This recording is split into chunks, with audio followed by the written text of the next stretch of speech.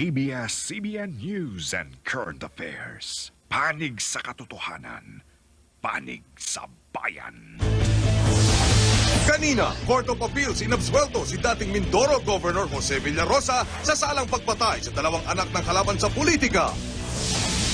Ngayon, Villarosa malaya na, Malacanang naghugas kamay. Pangulong Arroyo, ipinagdiinan sa kanyang Lenten message na trabaho at hindi pangungurakot ang inaatupag.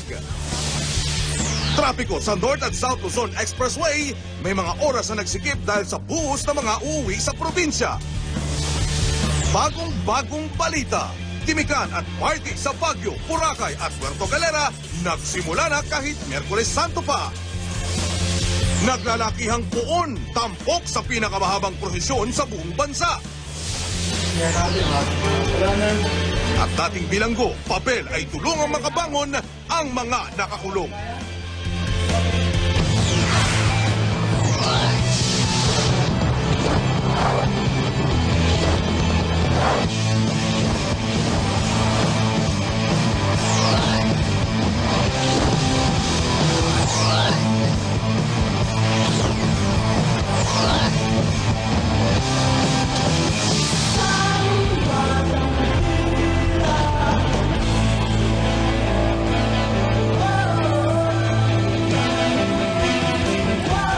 Balitang bumabandila, malaya na si dating Mindoro Governor Jose Villarosa. Ito ay matapos baligtarin ng Court of Appeals ang naunang hatol kay Villarosa sa salang double murder. Iginiit naman ng Malacanang na wala silang alam sa pagkakaabsuelto sa isang kasangga sa politika. Yan ang ulat ni Joey Villarama. Mahina pero nakangiti si Villarosa nang magpunta kanina sa New Bilibid Prisons para tanggapin ang release order sa kanya. Ilang buwan na siyang nakakonfine sa Makati Medical Center dahil sa sakit na cancer. Kanina'y naglabas ng desisyon ng Court of Appeals at inabsuelto siya sa kasong double murder. Hinatulan ni Judge Teresa Yadaw ng QCRTC si Villarosa at 3 iba pa ng kamatayan dahil sa pagpatay sa magkapatid na Paul at Michael Quintos, mga anak ng kalaban ni Villarosa sa politika. Pero sa desisyon ng Court of Appeals, mahina umanong ebidensya laban kay Villarosa.